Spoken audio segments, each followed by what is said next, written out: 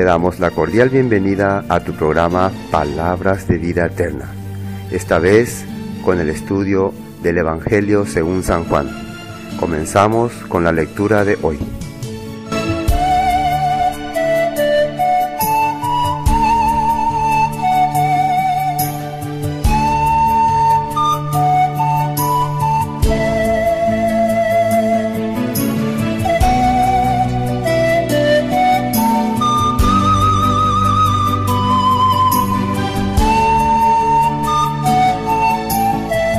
Evangelio según San Juan 19.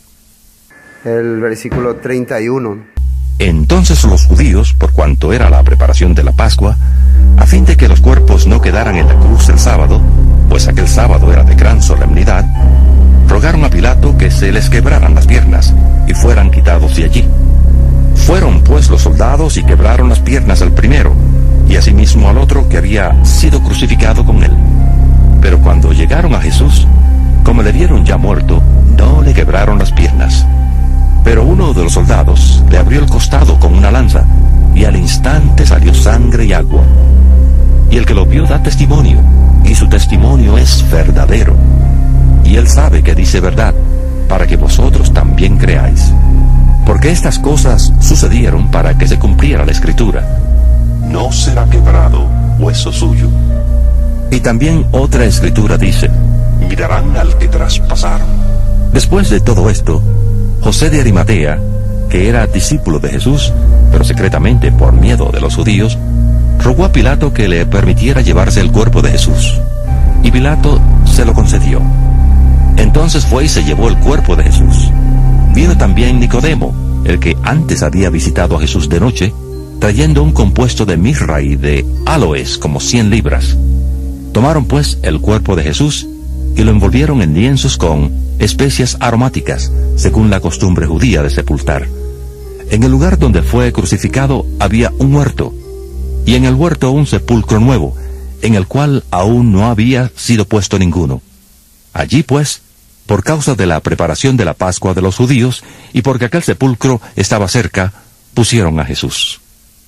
La vez pasada habíamos tocado el momento en que Jesús era el crucificado, cuando repartían sus vestidos, también cuando su túnica no era partido, sino dijeron ellos: echemos suerte, ¿no? Y habíamos visto que eso no solamente ocurría por ocurrir. Cada detalle que estaba ocurriendo con la vida de Jesús era con un objetivo y con un propósito.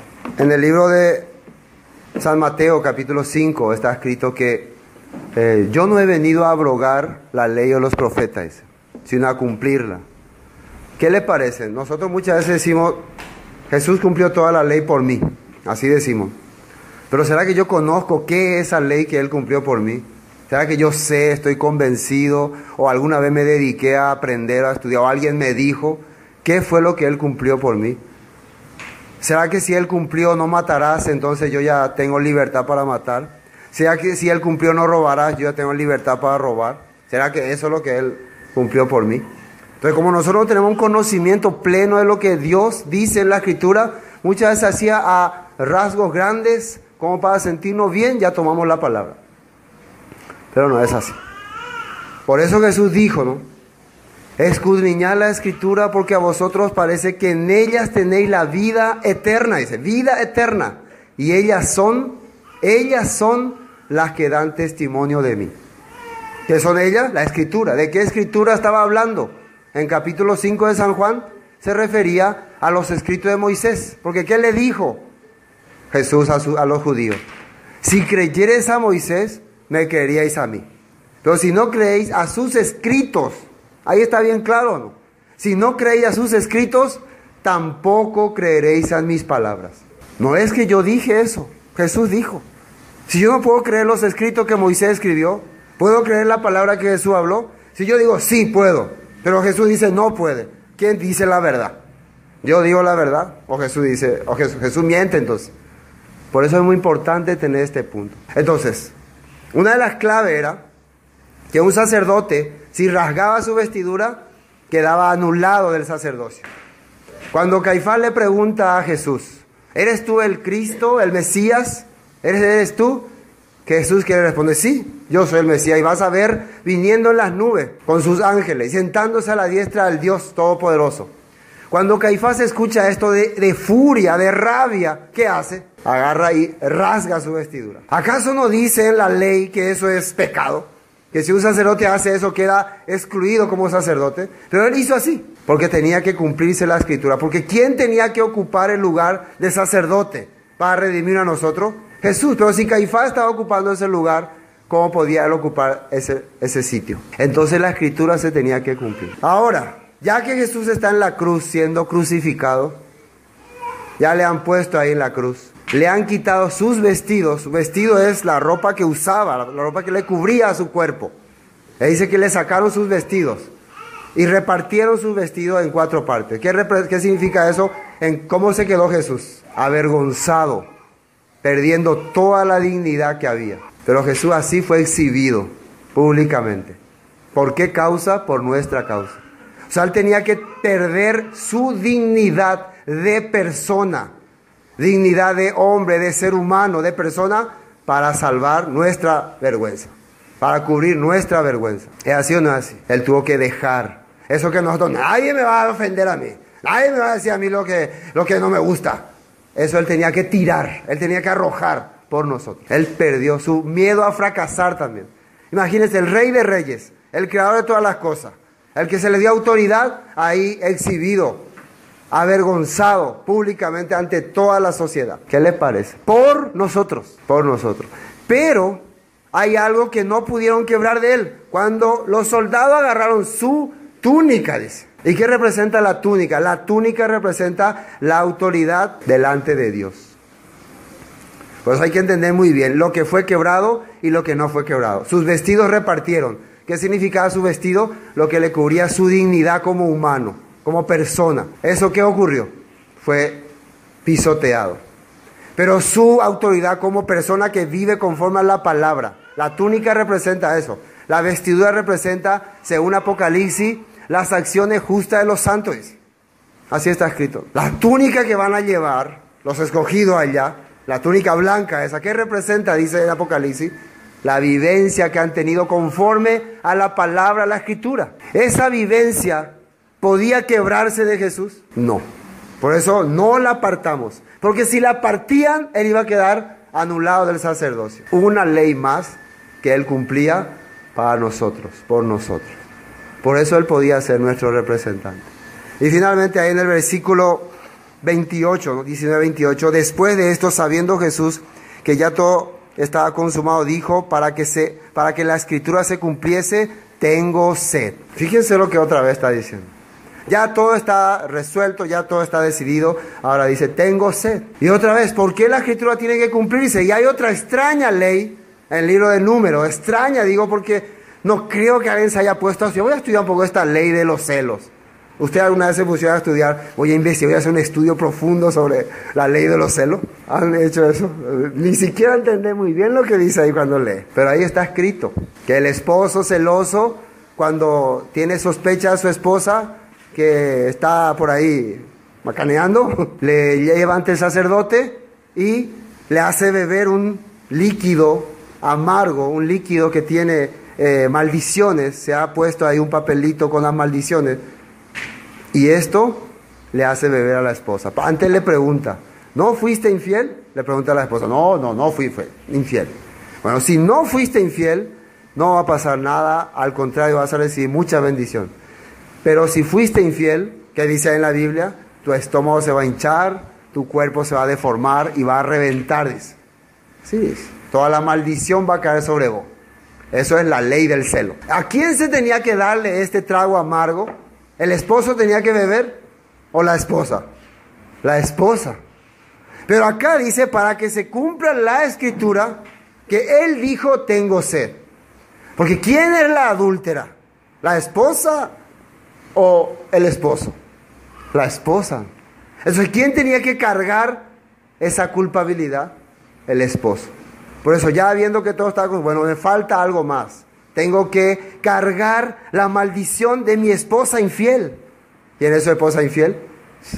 El pueblo, la gente, nosotros. su pueblo.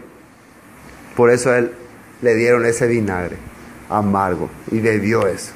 Y ahí habíamos terminado. Y finalmente, después, el versículo 30, cuando Jesús hubo tomado el vinagre, dijo: consumado es, y habiendo inclinado la cabeza, entregó el espíritu. La palabra consumado es se relacionaba también con el nombre de la esposa de un profeta que se llamaba Oseas. O sea, esa mujer se llamaba Gomer. La palabra consumado es y Gomer tiene una relación. ¿Quién era Gomer? Era una esposa adúltera que había cometido pecado, pero que su esposo la había rescatado. Por ejemplo, si un matrimonio se casa recién, ¿no?, y la esposa le es infiel al marido, pero con su infidelidad a ella le va muy bien. El otro le trata bien, le da todos los lujos, le da todas las cosas que ella le pide. Entonces cuando venga el esposo y le diga, oye, se tortilla mía me tande, pero ¿y por esto? Así cuando le diga, esta mujer va a querer volver con su esposo así. No, contigo yo sufría, contigo yo vivía miserable, con este señor yo vivo como reina, así que no te quiero. Eso le pasó a Oseas, eso le ocurrió a Oseas. Estoy cansado de tus sermones, de tu vida religiosa, andate con tu Dios, yo quiero disfrutar la vida. Eso dijo Gomer. Pero ¿qué pasó con el transcurrir de los tiempos? ¿Qué hicieron los amantes con Gomer? La vendieron como esclava, la hicieron prostituir, la maltrataron y se burlaron de ella. Y después la vendieron en una venta de esclavos y estaba enferma, flaca, desnutrida, sin esperanza. Así estaba. Ahí encadenada a la venta por cualquier precio. El que quiera nomás llevarlo, ya no sirve. Esta mujer ya está inservible. Ya todos abusaron de ella, ya todos se aprovecharon de ella, ya no quedó nada bueno de ella. Y ahí viene otra vez su marido a buscarle. Quiero que vuelva conmigo. Quiero que regrese conmigo. Diferente el corazón. Él paga el precio, porque no podía volver nomás, ella estaba ya a la venta. Oseas paga el precio por su esposa y la rescata.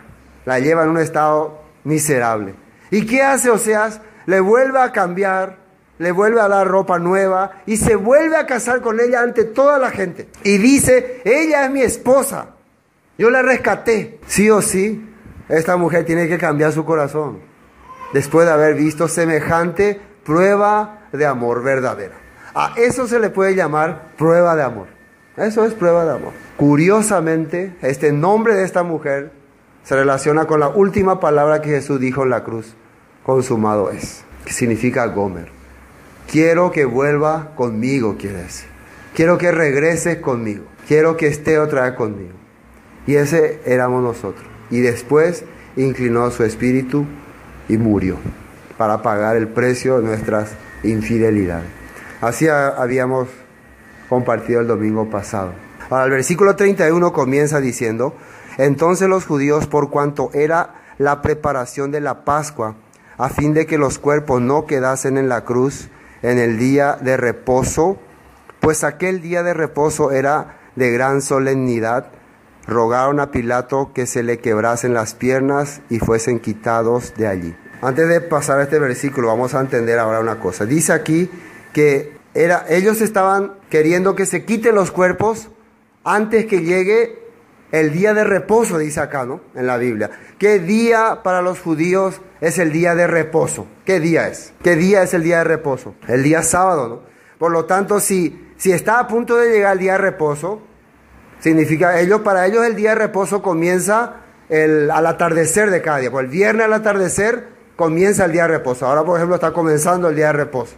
Ya es día de reposo, ya, porque ya está oscureciendo. Entonces, antes que comience, significa que cuando estaba oscureciendo, si Jesús murió a las 3 de la tarde y estuvo ahí un tiempo, como a las 6 de la tarde, hay que bajarlo antes de que llegue el día de reposo, porque es un día muy sagrado. Entonces nosotros calculamos siempre que aquel día de reposo, entonces por lo tanto era viernes. Viernes caruete, para sábado. ¿Es así o no es así? Entonces ellos llevaban a Jesús para que pudiesen participar del día de reposo. Pero acá sale, no sé si en su Biblia está también, entre paréntesis y con asterisco, Bueno, este asterisco está un poco equivocado porque acá dice aquí equivale a sábado. No sé si en su Biblia dice así. Es un error. Ahora vamos a ver por qué. Es un error. Dice, pues aquel día de reposo era de gran solemnidad. No era un día de reposo común. No era un día de reposo cualquiera. O sea, un día de reposo normal se podía decir, de cada 7 días. Era un día de reposo especial. Y esto únicamente podemos entender conociendo las celebraciones judías. ¿Qué celebración se estaba acercando en ese momento? La celebración de la Pascua, dice. Entonces cada 14 de Nisan comenzaba el día de reposo para los judíos. ¿Qué significa? Ellos no tenían que hacer nada. En una fecha determinada, no en un día determinado. ¿Me entienden? Era una fecha determinada, 14 de Nisan, el mes judío. Entonces, por lo tanto, este día de reposo no era un reposo sabático, se puede decir, o del séptimo día. ¿Cómo podemos darnos cuenta de que era un día de reposo especial? Porque supuestamente Jesús, digo supuestamente porque mucha gente no entiende así, entró al sepulcro el viernes a la tardecita, ¿no? El sábado y el domingo a la mañanita él ya resucita, ¿o no? ¿Cuántos días entonces sería? En la Biblia dice que él estuvo 3 días y 3 noches. Si estuvo 3 días y 3 noches, ¿qué día tenía que él resucitar? Vamos a ver primero. Si era un viernes a la tardecita, o sea, como hoy, entonces entre el viernes a la tardecita y el sábado a la tardecita se completa un día. Entre el sábado a la tardecita y el domingo a la tardecita se completa recién 2 días. Domingo a la tardecita es recién 2 días. Y supuestamente él resucitó domingo a la madrugada, no al amanecer. Pero recién, el domingo a la tardecita es 2 días. Entre el domingo a la tardecita y el lunes a la tardecita se completa 3 días. Y como él resucitó bien temprano, quiere decir que él resucitaría un martes a la madrugada. Entonces algo está mal aquí, ¿no? Si es que nosotros seguimos como creemos, así que viernes, sábado, el domingo resucitó. Pero vamos a cambiar de acuerdo a cómo sería para que realmente el día que resucitó, que se le encontró, sea un domingo a la mañana. Porque lo correcto es que a Jesús se le encontró un domingo a la mañana. O sea, encontraron su sepulcro vacío, domingo a la mañana, así dice la Biblia. El primer día de la semana, dice. Bueno, entonces, teniendo en cuenta, para que sea así, para que sea que se le encuentre domingo a la mañana, tenía que haber él muerto un miércoles a la tardecita, entre jueves a la tardecita, es un día. Miércoles a la tardecita y jueves a la tardecita, un día. Jueves a la tardecita y viernes a la tardecita son 2 días. Entiendan muy bien. Después, viernes a la tardecita y sábado a la tardecita, ahí se completa 3 días. ¿Y él cuántos días tuvo? 3 días. Por lo tanto, el tercer día se completó un sábado a la tardecita, antes de que se llegue al día domingo. Y él ya salió ya ahí de la tumba, porque 3 días nomás tenía que estar.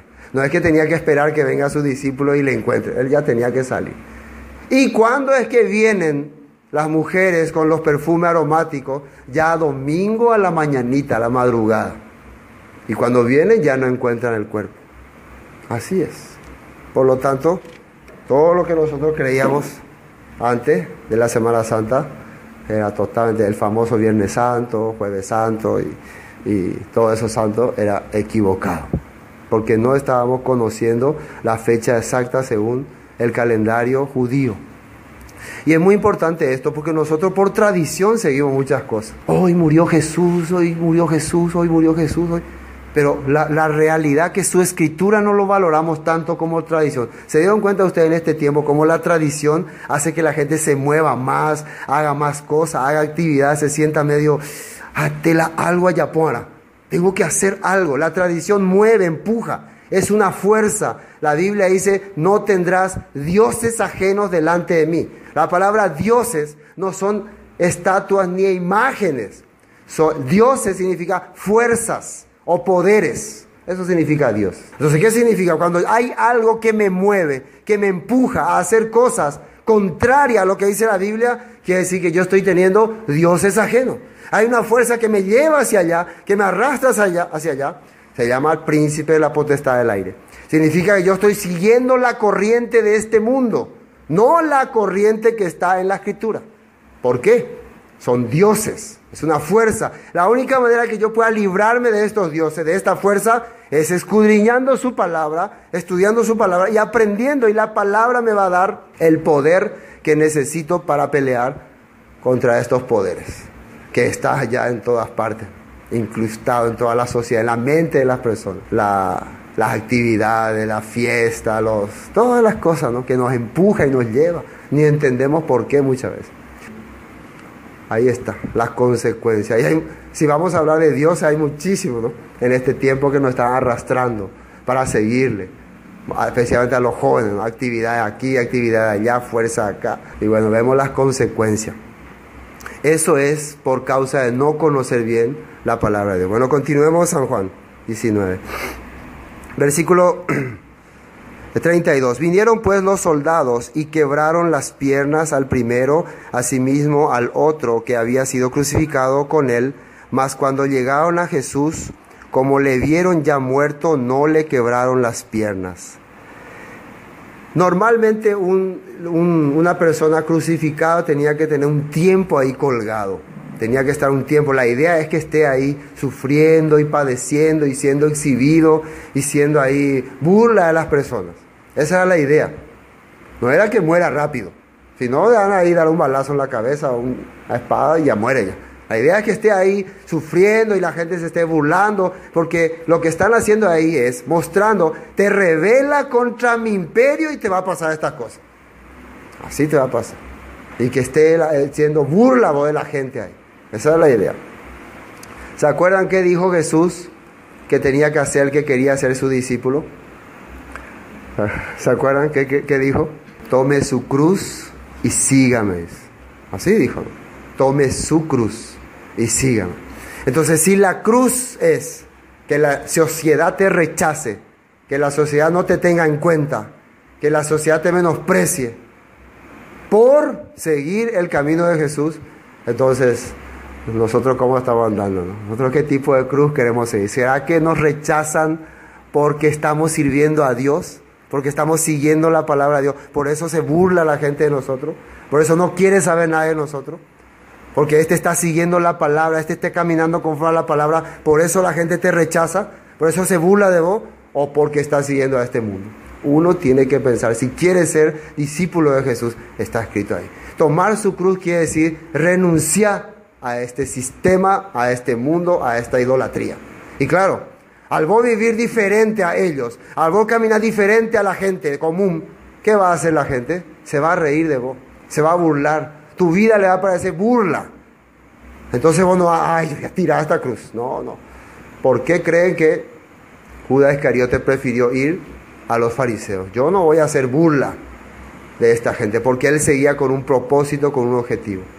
Las personas que quieren seguir a Jesús aprenden su palabra y sí o sí son rechazados por la sociedad.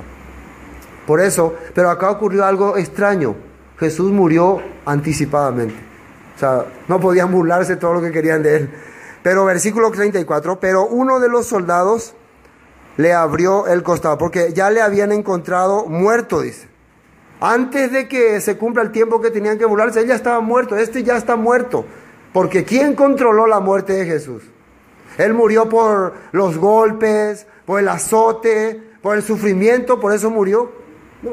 Aunque hubiera sufrido todo lo que hubiera sufrido, él decidió morir. Por eso dice más arriba, él entregó su espíritu. Dice.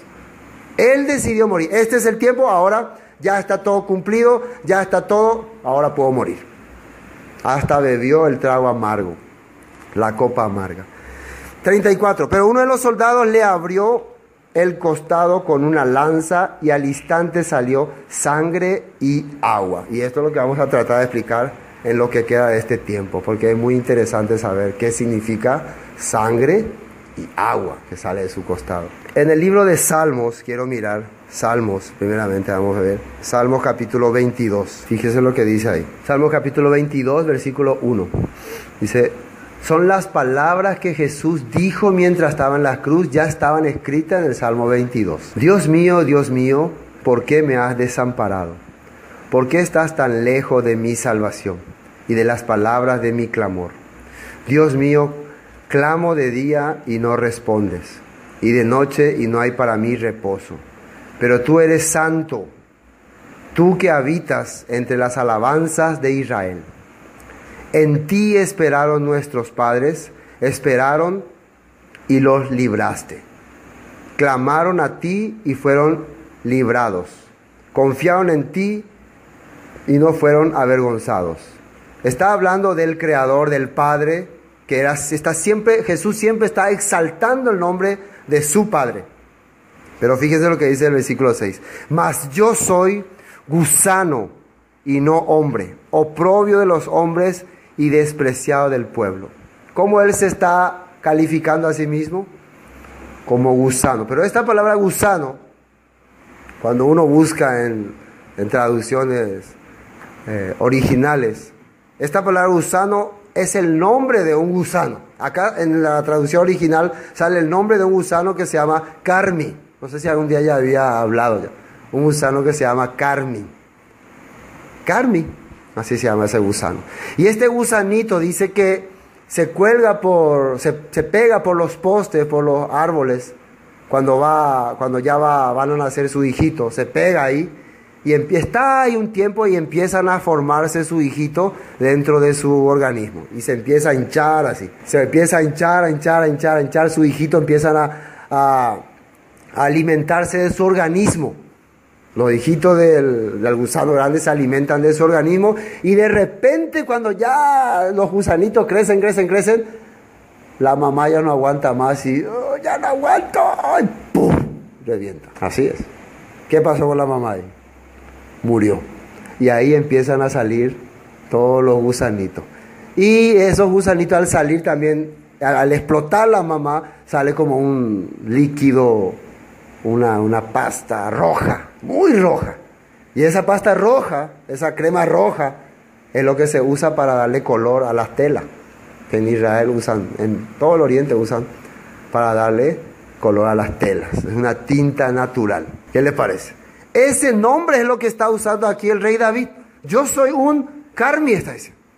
Soy un gusano menospreciado que tiene que morir para dar vida a sus hijos. Casualmente, Jesús estaba mencionando también, está en esa misma posición. Ahí estaba también el colgado, cargando el dolor. Tengo sed, toma, y está sufriendo, cargando el dolor. Es como que se estuviera produciendo dentro de él una vida. Y después, ya viendo que todo terminó, se muere. Entonces, cuando el soldado viene y le clava, ¿no?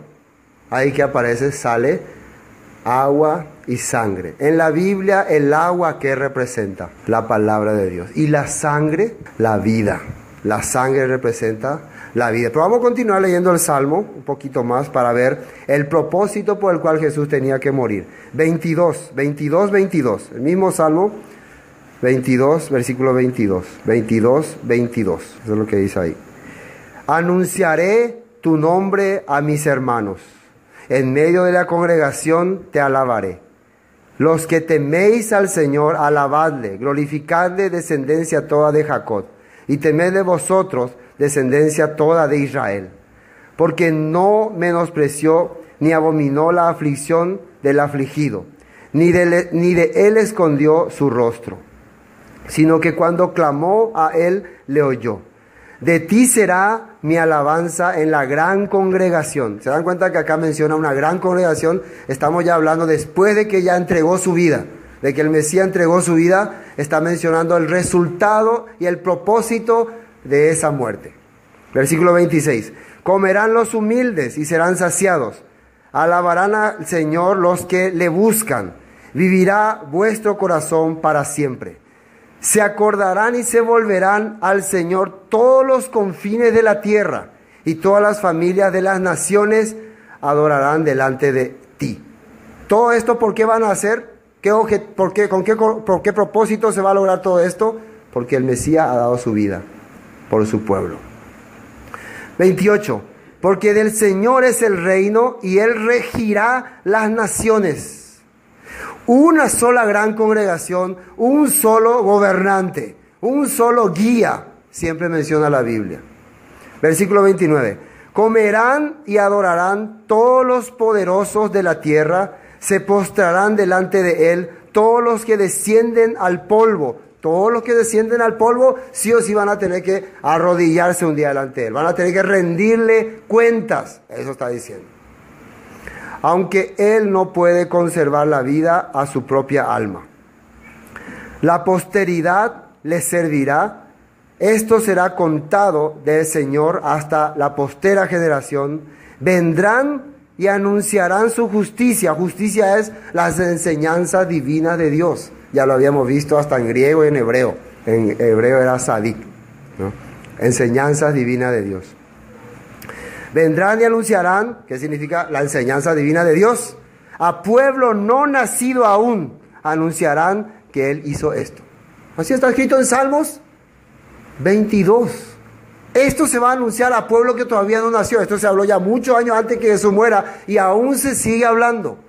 Dios ya estaba mirando el rescate que iba a hacer sobre su pueblo. Por eso, sombra de la muerte de Jesús. O sea, cuando Dios le crea a Adán y a Eva, para formarle también a su esposa Eva, le abre el costado a Adán. Primero le echa profundo sueño y luego le abre el costado. Y de ahí aparece su esposa. A Jesús, ¿cómo se le llamaba? El postrer Adán. Jesús también tiene que sacar, porque por causa de ese primer Adán, toda la población fue apartada de Dios. Ahora este postrer Adán tiene que rescatar a esa esposa. Por eso cuando le están abriendo el costado, está saliendo la vida para nosotros. ¿Por qué para nosotros? Porque Él está dando su vida. Eso representa la sangre. La sangre representa, te estoy dando nueva vida. Estoy dándote otra vez la vida. Estabas muerto, ahora vas a estar vivo otra vez. Eso representa la sangre. Pero solamente hay sangre ahí. ¿Qué más salió? Agua. ¿Y qué representa el agua? Mi palabra, mi escritura. Entonces yo puedo decir, la sangre de Jesús tiene poder, la sangre de Jesús tiene poder. ¿Y la palabra? Y la palabra también. ¿Qué hace la palabra en la vida de un creyente? ¿Qué hace la palabra en la vida de uno que ha resucitado, que ha nacido de nuevo? ¿Qué hace la palabra? Vamos a ver el libro de Isaías, capítulo 1. Un famoso versículo, conocido por todos nosotros. Isaías, capítulo 1, versículo 10. Atienda muy bien lo que dice aquí. Isaías, capítulo 1, versículo 10. Vamos a ver para qué sirve la palabra de Dios. Porque Isaías 1:10. Príncipes de Sodoma, oíd la palabra del Señor. Escuchad la ley de nuestro Dios, pueblo de Gomorra. ¿Para qué me sirve, dice el Señor, la multitud de vuestros sacrificios? Hastiado estoy de holocaustos, de carneros y de cebo de animales gordos. No quiero sangre de bueyes, ni de ovejas, ni de machos cabríos. ¿Quién demanda esto de vuestras manos cuando venís a presentaros delante de mí para hollar mis atrios? No me traigáis más vana ofrenda, el incienso me es abominación. Luna nueva y día de reposo, el convocar asambleas, no lo puedo sufrir. Son iniquidad vuestras fiestas solemnes. Imagínense uno cuando lee esto, ¿qué está hablando Dios? Está hablando con todas sus cosas, que Él estableció todas las cosas sagradas. Está diciendo que no puedo verlas, no puedo.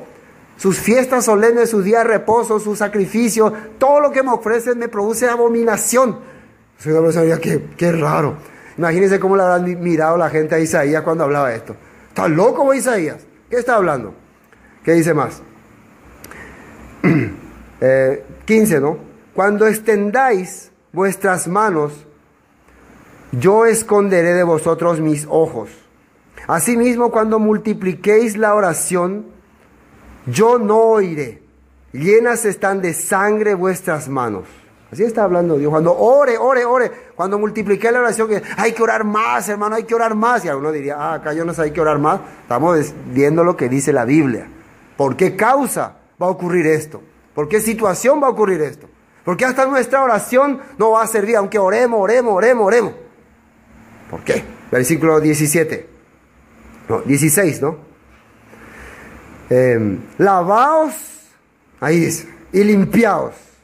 Quitad la iniquidad de vuestras obras de delante de mis ojos. Dejad de hacer lo malo. Está escrito en el versículo 16. Aprended a hacer el bien. Buscad el juicio. Restituid al agraviado. haced justicia, otra vez justicia, enseñanza de Dios. Al huérfano amparad a la viuda. Así está diciendo acá, ¿o no? ¿Qué cosas quiere que haga Dios? Acá dice qué cosas quiere que haga Dios. Después de que hagas estas cosas, de que actúes de esta manera, ¿qué tenés que hacer? Versículo 18. Venid luego. Ahí dice así, ¿o no? Venid luego, dice el Señor, y estemos a cuenta. Si vuestros pecados fueren como la grana. Grana es lo que salía del gusano carmesí. Eso es para saber. Del gusano carmesí salía algo líquido, a eso se le llamaba grana, algo rojo.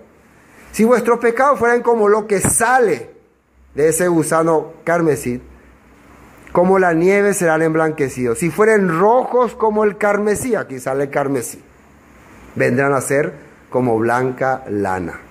Este versículo es muy conocido, ¿no? Es el estandarte de todo, hermanos, estemos a cuenta, esa es la palabra de Dios. Pero lo que antes decía, nosotros nos habíamos olvidado.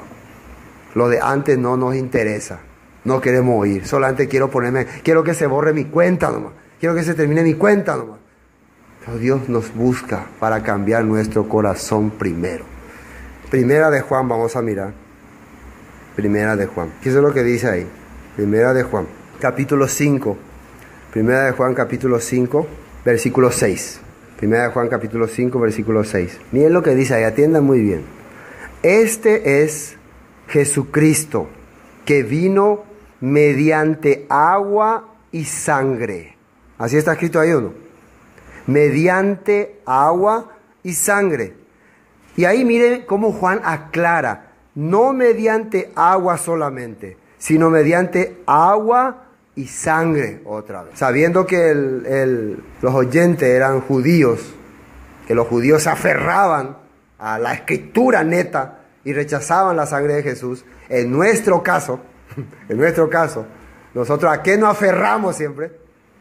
A la sangre, pastor, la sangre hizo todo. La sangre empezamos, voy a rociarle de sangre. Y la palabra la dejamos. Por eso podemos entender, no solamente sangre, mediante agua y sangre. ¿Qué es la sangre? La sangre es lo que nos dio la vida, porque entregó su vida por nosotros. La palabra es lo que nos cambia. La palabra es lo que muestra que realmente aceptamos esa sangre. Eso es muy importante entender. La palabra hace que yo pueda reconocer como valiosa esa sangre.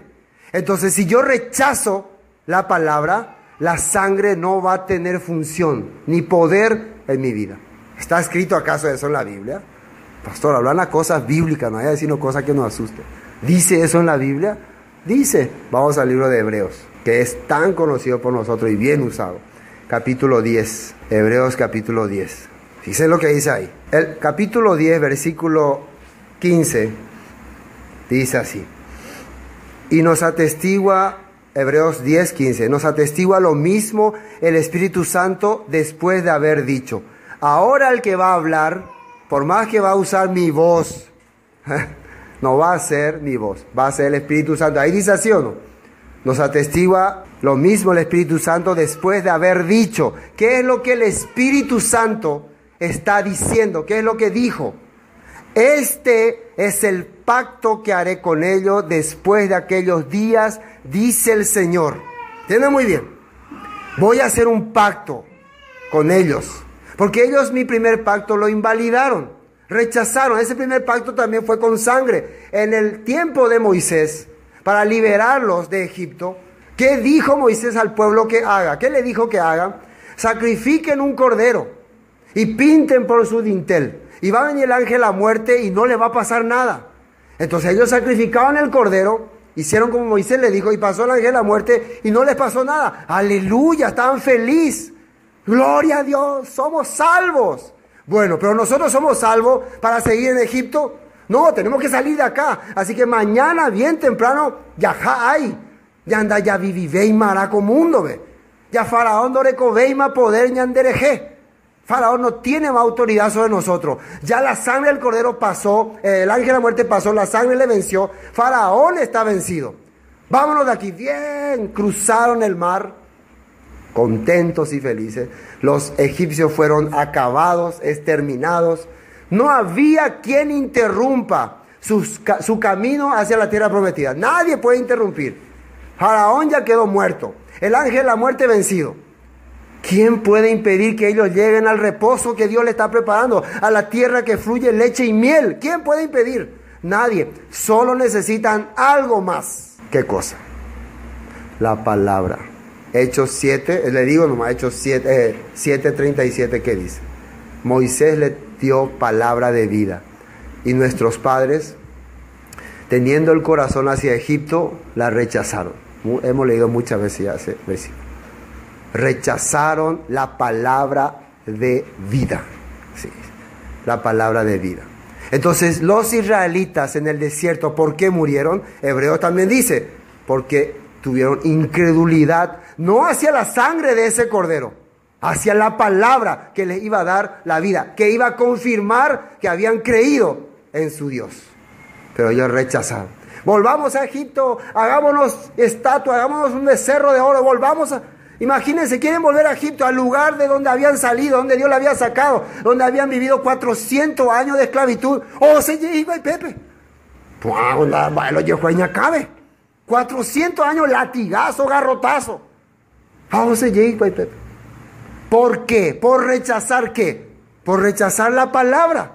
Es la palabra lo que ellos no querían. Es la escritura que Dios les dio, que iba a cambiar su corazón, que iba a purificar su vida. Porque durante 400 años, cultura y costumbre, ¿de quién aprendieron ellos? De Egipto. Se olvidaron hasta del nombre de su Dios. Se olvidaron de todo lo que habían aprendido de Dios, de todo. Entonces Dios quería hacerlo otra vez un pueblo especial, un pueblo digno, reyes y sacerdotes, dice en la Biblia. Por eso necesitaba darle su palabra. Pero ellos rechazaron. Por eso murieron en el desierto. Los 600,000 que vieron la sangre del cordero murieron por rechazar la sangre del cordero, no, la palabra. Y ahora la historia vuelve a casi repetirse. ¿Qué nos está diciendo el Espíritu Santo? ¿Qué está haciendo? Ahora quiero confirmar otra vez un nuevo pacto. Pacto significa la alianza. Quiero poner otra vez lo que puse en el corazón de aquellas personas en ustedes. ¿Qué dice aquí? Versículo 16. Este es el pacto que haré con ellos después de aquellos días, dice el Señor. Y atiendan bien qué es el pacto. Pondré mis leyes en sus corazones y en sus mentes las escribiré. Ese es el pacto. Ahora, ese pacto no tiene valor. ¿Por qué? Porque yo ya lo había, mis antepasados, mi descendencia le había quebrantado ya. Y yo también. Porque esas leyes que Dios me va a dar, yo ya lo quebranté ya miles de veces. Entonces ese pacto no tiene valor. Tiene que ir ¿conocen ustedes un documento así? Por ejemplo, cuando vos te vas a una oficina y llevas un documento legal, pero tiene que estar legalizado por escribanía, así dicen. Y se le tiene que agregar una añadidura, se le engrampa. ¿Conocen? Se le tiene que agregar algo más. Si vos te vas a presentar, acá está el pacto que dice conmigo. Este es el pacto, leyes en mi corazón, pondré mis leyes, acá está. Déjame pasar. Sí, pero a ver, la computadora registra que vos tenés una lista lleno de multa. Entonces con esta multa, difícil que te sirva. Por más que el documento es legal, difícil. Entonces, pero Señor, abrí un poco la otra hoja. Ahí en la otra hoja hay algo añadido. Y ahí está. ¿Qué es lo que fue añadido? ¿Y qué dice acá? Eso es lo que nosotros podemos leer. Añade, y nunca más me acordaré de sus pecados y transgresiones. ¿Qué es lo que nosotros hemos hecho? Hermanos, les digo. Nosotros hemos puesto al revés. El documento añadido le hemos puesto como original, como el documento verdadero, como el pacto, y el pacto le hemos dejado abajo. Así hemos hecho. Y le hemos dado valor a lo añadido. ¿Por qué? Claro, porque las leyes de Dios no me agradan. Entonces yo estoy haciendo lo mismo que está haciendo otra vez el pueblo de Israel. ¿Por qué Dios tenía que darme una añadidura? Porque yo ya había quebrantado el pacto de Dios. Entonces lo que hace que se confirme la alianza es que Dios me ha añadido que nunca más se va a acordar de mis transgresiones, de mis pecados. ¿Y qué dice más abajo? Pues donde hay remisión de esto, que es remisión, perdón, no hay más ofrenda por el pecado. Así que, hermanos, teniendo libertad para entrar en el lugar santísimo por la sangre de Jesucristo, por el camino nuevo y vivo que Él nos abrió a través del velo, esto es de su carne, y teniendo un gran sumo sacerdote sobre la casa de Dios, miren lo que dice el 22, acerquémonos, ya que está todo listo, la misma cosa que se había hecho en el tiempo de Egipto, en el tiempo de los israelitas en Egipto, se preparó todo. Dios abrió las puertas, Dios abrió el mar, Dios encerró a Faraón, Dios le movió a Moisés. Estaba todo listo para irse en pos de Dios. Así que no hay cosa que nos pueda impedir. Dios ya nos ha redimido, Dios ha acabado con el Faraón. No hay nada que te impida caminar hacia Dios. ¿O hay algo? No. Así que si ya todo está solucionado, lo único que yo tengo que hacer es caminar hacia Dios. Vamos hacia Dios. ¿Y qué dice acá? 22. Acerquémonos con corazón sincero. Primero, corazón sincero. En plena certidumbre de fe. Certidumbre de fe. Convencidos de que yo estoy caminando para servir a Dios. No es que voy a ir nomás así, Estamos hablando del reino de Dios. Nosotros estamos queriendo edificar el reino de Dios. Su reino que va a venir. ¿Y quién es su guía? Jesús. Él es nuestro único maestro. Entonces, ¿con quién lo que yo tengo que tener corazón sincero? Con el pastor lo que yo no tengo corazón sincero. Por eso se ve el pastor y dice así. Conmigo no. ¿Con quién tengo que tener corazón sincero? Con el que me ha rescatado. Con Él tengo que tener sinceridad. Como dice esa canción, ¿no? Palabra pequeña que tiene gran peso en la eternidad, dice, ¿no? Sí, con Él tengo que tener sinceridad, ponerme a su presencia. Yo tengo sinceridad con el que me rescató, con el que yo estoy caminando plena certidumbre de fe. ¿Qué es fe? Confianza en la palabra, creyendo en la palabra. Así es. Y miren lo que dice más. Purificado los corazones de mala conciencia y lavado los cuerpos, otra vez, con agua pura. ¿Qué es lo que se lava? Los cuerpos, dice. ¿Por qué? Esta vida que nosotros teníamos en el pasado, ¿qué cosa aprendía? ¿Qué cosa el mundo que le enseñaba? ¿Cosas buenas? ¿Cosas agradables? Durante 400 años los israelitas en Egipto, ¿qué aprendieron? Aprendieron a servir a Dios, aprendieron las leyes de Dios, aprendieron las leyes de alimentación, leyes de convivencia, leyes de agricultura, hasta leyes de matrimonio, de sexualidad. Todo eso Dios le quería enseñar. ¿Para qué? Para que sea un pueblo puro, un pueblo fuerte, un pueblo diferente a los demás. Eso es lo que Dios está diciendo. Acerquémonos, plena certidumbre de fe, confiando ya en la palabra, no como los demás. Hebreos capítulo 4 dice, también a nosotros se nos ha anunciado las buenas nuevas. ¿Qué significa el evangelio? La escritura, la palabra de Dios, como a ellos, los israelitas en el desierto. Pero ellos no le aprovechó por no ir acompañados de fe. No fueron fieles a esa escritura. Y por eso no pudieron ser redimidos. Aunque parecía que sí. Por eso dice, alguno de vosotros parezca no haberlo alcanzado. Dice Hebreos capítulo 4. Parezca no haberlo alcanzado. Por eso es muy importante lo que Jesús está haciendo ahora cuando está saliendo el agua. ¿Qué representa el agua? Lo que purifica mi vida, lo que me hace realmente un verdadero seguidor de Él. Y miren lo que dice más. Vamos a bajar un poco más. El versículo 28. El que viola la ley de Moisés por el testimonio de 2 o 3 testigos muere irremisiblemente. Por violar la ley de Moisés, moría irremisiblemente. Ese era el castigo. Ahí dice así. Y el versículo 29 dice, ¿cuánto mayor castigo pensáis que merecerá? Y atiendan bien lo que dice ahí. El que pisoteare al Hijo de Dios y tuviere por inmunda, ¿qué cosa dice ahí? La sangre del pacto. ¿Qué era el pacto? Hebreos 16, 17. Este es el pacto que haré con ellos después de aquellos días, dice el Señor. Pondré mis leyes en sus corazones y en su mente las escribiré. Y añade, nunca más me acordaré de su pecado de transgresión. Si vos en el tiempo de Moisés rechazaste la ley de Moisés y eso te costó la vida, ¿cuánto mayor ya el Hijo de Dios que ha venido para redimirte, para rescatarte? Que tiene mayor promesa, mayor poder, mayor autoridad. Y vos de Él ya rechazás. De Él ya negás. Yo no he venido para abolir la ley ni los profetas, sino para cumplirla. Y todo aquel que enseñe y los haga, este será llamado grande en el reino de Dios. Pero el que enseña a no hacerla y no la haga, este será llamado, en la Biblia antigua dice, será rechazado, será hecho nada. Será nada en el reino de Dios. Entonces, si nosotros estamos hoy diciendo, no, esta palabra no sirve, esta palabra ya terminó, vamos a quitar esto y a unir esto, la mitad de la Biblia sí, la otra mitad no, ¿qué estamos haciendo? Estamos pisoteando la sangre del pacto. Estamos haciendo eso. No, este no me gusta, este sí. A ver cuál cuadra con mi personalidad, cuál sí, cuál no. Así sería que una persona tiene que vivir, ¿no? ¿Cuánto mayor castigo pensáis que merecerá el que pisotear al Hijo de Dios y tuviera por inmunda la sangre del pacto en la cual fue santificada e hiciere afrenta al Espíritu de gracia? Santificado significa la cual fue apartado. Vamos a retroceder a Egipto.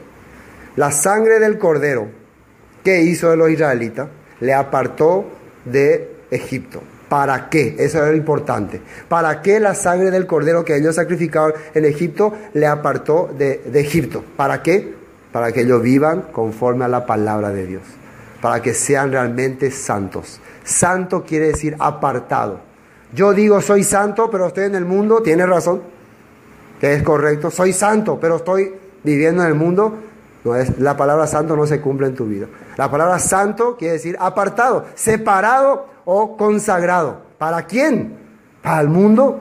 ¿Para los afanes? ¿Para eso fuiste consagrado? ¿O para Dios? Ahí hay que uno tiene que ser. Entonces, yo fui consagrado para servir a Dios. Bueno, esto era para explicar qué significa sangre y agua. Y hay más cosas, ¿no? En Ezequiel 36, por ejemplo, dice que habiendo esparcido sobre nosotros agua limpia, para limpiarnos de toda nuestra inmundicia, de todos nuestros ídolos, y para después poner en nosotros sus estatutos para que lo apliquemos por obras. Así está escrito. Bueno, continuemos con San Juan 19, ya en los últimos versículos. El versículo 35, y el que lo vio da testimonio, y su testimonio es verdadero, y él sabe que dice, y él sabe que dice verdad, para que vosotros también creáis. ¿Quién es el que vio estas cosas? El apóstol Juan, porque era muy importante su testimonio. El apóstol Juan fue el último apóstol que vivió, el último. Él murió ya a una edad muy avanzada y había una razón, él estaba presente ahí. Imagínense, él estaba presente. De todos los discípulos corrieron como gallinas, pero Juan se quedó ahí y él vio estas cosas. Por eso nos puede contar. Dios permitió que él vea y Dios le dio larga vida, porque él estaba contando su palabra. Y yo estoy diciendo lo que he visto. En este tiempo donde ya no había mucho más apóstoles, donde no había más testigos que estuvieron con Jesús, el testimonio de Juan era muy valioso. Por eso Juan después en su carta explica otra vez. Yo le palpé, yo estuve con él, yo comí con él. Porque ya había personas que decían, Jesús vino espiritualmente, no, él no vino físicamente, hasta así se decía. Ustedes saben que en la Biblia sale que algunos hasta a Juan le rechazaron. Al apóstol Juan le rechazaron. Ese Juan ya se corrompió, ya él no tiene más la verdad. Así, ¿cómo se llama el que rechazó a Juan? Diótrefes. No quería más que Juan venga al culto y a la iglesia, ni sus miembros, nadie. Así llegó ese nivel. Cuando las personas se apartan de la escritura, se apartan de la palabra, ya la filosofía humana entra, ya no quieren oír la verdad. Quiere oír solamente filosofía humana. Versículo 36. Porque estas cosas sucedieron para que se cumpliese la escritura, no será quebrado hueso suyo. ¿Y ustedes saben dónde está escrito esa palabra? En el libro de Éxodo, les digo nomás, Éxodo 12:46. Éxodo 12:46, ¿de qué está tratando? ¿De qué está hablando? De la Pascua judía. O sea, el hueso que no tenían que quebrar era el hueso que era sacrificado ahí, en el cordero que era sacrificado para poner su sangre sobre el dintel. Ese cordero no tenían que quebrar sus huesos. Era figura del que verdaderamente sería nuestro cordero verdadero, que era el Mesías, que no sería quebrado sus huesos. Esa escritura era una ley también, tenía que cumplirse también, ¿o no? Por eso cuando llegaron para quebrar los huesos de Jesús, ya estaba muerto él. Ya no necesitaba más quebrar sus huesos. Hasta muerto Jesús estaba cumpliendo todavía las leyes. Todavía la cumplía, ¿no? Por nosotros, que coste, por nosotros. 37. También otra escritura dice, mirarán al que traspasaron. esta palabra que está escrito en Zacarías 12, 9 al 10, referente a la llegada del Mesías, los últimos tiempos, toda esa gente, y ustedes pueden después buscar para entender, toda esa gente que menospreció al pueblo de Dios. Ahí está escrito en Zacarías 12, que rechazó al pueblo de Dios, que se burló de la palabra, que se burló de la escritura, que se burló de todo lo que estábamos hablando. Un día van a verlo, un día Él se les va a presentar, como está escrito en San Mateo 24, que Él va a venir en las nubes y la gente lamentarán, dice, porque había sido cierto lo que decía la Biblia, Hacienda penal, Hacienda creéis, había sido cierto lo que decía que yo voy a verla, a ese que le rechacé, que le menosprecié, le voy a ver, aquí estoy, me rechazaste. Mirarán al que traspasaron, a ese que dijeron, crucifíquenlo, menosprecien, déjenlo, al que le pisotearon, le van a ver viniendo en las nubes. 38. Después de todo esto, José de Arimatea, esto vamos a leer para terminar, después le explico en resumen. Después de todo esto, José de Arimatea, que era discípulo de Jesús, pero secretamente, por miedo de los judíos, rogó a Pilato que le permitiese llevarse el cuerpo de Jesús. Y Pilato se lo concedió entonces. Vino y se llevó el cuerpo de Jesús. También Nicodemo, el que antes había visitado a Jesús de noche, vino trayendo un compuesto de mirra y aloes, como 100 libras. Tomaron pues el cuerpo de Jesús y lo envolvieron en lienzos con especias aromáticas, según es costumbre sepultar entre los judíos. Y en el lugar donde había sido crucificado había un huerto, y en el huerto un sepulcro nuevo, el cual aún no había sido puesto ninguno. Allí, por causa de la preparación de la Pascua de los judíos y porque aquel sepulcro estaba cerca, pusieron a Jesús. Aquí aparece un hombre, se llama José de Arimatea. El nombre José significa añadirá, él va a añadir. Arimatea era la región donde vivía el profeta Samuel, que era la zona de Efraín. Por lo tanto, José de Arimatea, ¿a quién estaría representando? Al pueblo de Efraín. ¿Cómo dice que era José de Arimatea? Rico, alguien importante. Efraín, ¿cuál es su característica? Poderoso. El pueblo de Efraín era poderoso, las 10 tribus de Israel. Está representando a Efraín. Que José, ¿cómo estaba en Egipto? ¿Cómo él vivía en Egipto? Él vivía abiertamente, soy judío, soy israelita, soy judío, así decía. Él vivía secretamente, pero un tiempo se manifestó. Dios también está mostrando así en el pueblo de Israel, las 10 tribus perdidas, ahora cómo está viviendo entre las naciones. Secretamente, secretamente nada más. Algunos no quieren mostrar su identidad, algunos quieren todavía afiliarse ahí al mundo, pero llegará el tiempo donde tendrá que sacar su disfraz y decir, yo soy José, yo soy un israelita, soy del pueblo de Dios. Y Nicodemo, triunfo sobre el pueblo, victoria sobre el pueblo, significa el nombre Nicodemo. ¿A quién estaba representando? A Judá. ¿Se acuerdan que Nicodemo vino también, consultó con Jesús? Jesús le explicó ahí detalladamente cómo es el nacer de nuevo. Le hizo entender que como Moisés levantó la serpiente en el desierto, así el Hijo del Hombre será levantado para que todo aquel que en él cree no se pierda y tenga vida eterna. Y le dijo uno de los versículos más famosos que hay en la Biblia. De tal manera amó Dios al mundo que dio a su Hijo, para que todo aquel que en él crea no se pierda y tenga vida eterna. ¿Qué estaban haciendo estas dos personas? Estaban llevando el cuerpo de Jesús para sepultar. ¿Para qué? Para un día verlo resucitar. Ellos eran discípulos también, pero encubiertamente. Hermanos, por la gracia de Dios, uno puede entender la obra que Jesús ha hecho en nuestra vida. El que nosotros hayamos creído y hayamos entendido la palabra de Dios es poder suyo. Nosotros como personas no tenemos el poder de cambiarle a nadie. Nadie puede decirle, hermano, cambia que. El poder viene de su espíritu. Y su espíritu está reflejado en su palabra. Entonces, cuando su palabra llega a tu corazón y realmente toca tu corazón, eso produce el cambio. Por eso dice que el amor de Cristo nos constriñe, nos empuja y nos arrastra. ¿O será el odio hacia los demás que nos empuja hacia Él? ¿El rencor hacia los demás nos empuja hacia Dios? No, el amor, dice. ¿Y qué es el amor? Entregarse, sacrificarse, renunciar a mi orgullo. Eso es el amor. Imagínense lo que el Mesías hizo para rescatar nuestra alma. Él tuvo que renunciar a su grandeza. Y en la Biblia dice, para terminar, haya en vosotros el mismo sentir que hubo en Cristo Jesús. Así está escrito. Haya en vosotros mismo sentir. ¿Cuál fue su sentir?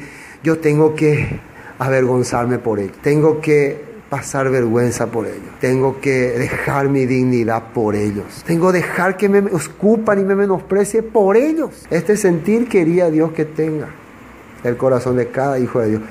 No se logra hoy. Hoy escuchas esas cosas, mañana vas a cambiar. ¿Será que así será? No. ¿Cuánto le costó a los discípulos cambiar? 3 años caminaron con Jesús, caminaban ahí y seguían con la misma mentalidad. Por eso, ¿cuántos años Dios usó para prepararle a Moisés? 40 años. ¿Qué quiere decir esto? Que yo no tengo que pensar, no cambio. Yo tengo que pensar hacia dónde estoy caminando. Eso tengo que pensar. ¿Estoy caminando hacia la tierra prometida o retrocediendo hacia Egipto otra vez?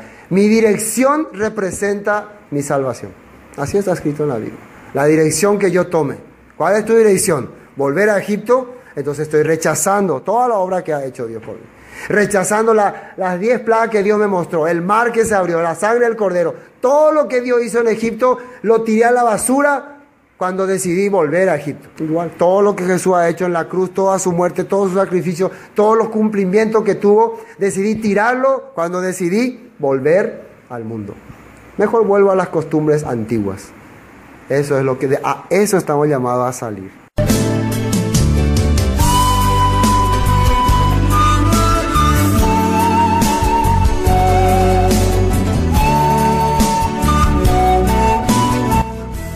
Esto fue Palabras de Vida Eterna, el estudio del Evangelio según San Juan.